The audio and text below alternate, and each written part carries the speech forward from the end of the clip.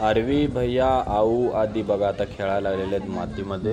त्यांना सांगितलं होतं गार्डनमध्ये खेळा, तर ते आलेले आहेत मातीमध्ये खेळायला. आरवी इकडे बघ, इकडे बघ, फोटो काढायला आलोय.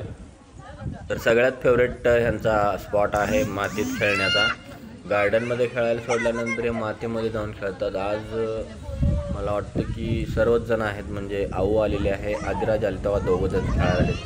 ब्ल्यू कलरचे आऊ आणि आदिराजचा व्हाईट कलर आहे आणि आमच्या भैयाचा येल्लो आहे आणि आरवी खाली बसले व्हाईट कलरचा शर्ट आहे. आऊ आऊ मातीतून बाहेर या. मला वाटतं हे आता अजिबात ऐकत नाही आहेत. त्यांना उचलून आणलं पाहिजे ओढून, त्याशिवाय हे येणार नाहीत. बघा आता मी झूम केलंय, आऊ आणि भैया बसले, त्यांना आता आरवे आले. माती काढून पूर्ण कसं आहे ना, ते मातीत खेळल्यानंतर डोक्यात माती टाकतात एकमेकांच्या.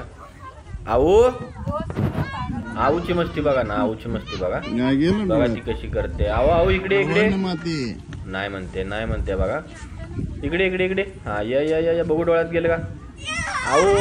हा नाही, खेळत आहेत आता हे, काय बाहेर येत नाहीत. भैया आरवी तर काय उठतच नाहीत, जे बसलेत जाऊन ना ते उठलेच नाहीत. बघा तिथे निवांत बसलेत मातीला.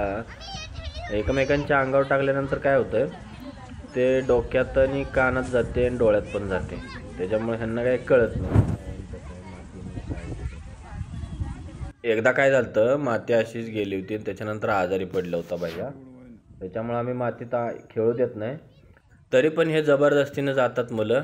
आणि कसं आहे ना, मातीत खेळल्यानंतर इतकं म्हणजे हे होतं ना, किंवा डोक्यातली माती काढा, आंघोळ करा, परत ते गार पाण्यानं ते सगळं म्हणजे आजारीच पडतात थोडक्यात. एकदा जरी मातात खेळलं ना तर ते आजारी पडतात, त्याच्यामुळे आम्ही इथं खेळूच देत नाही.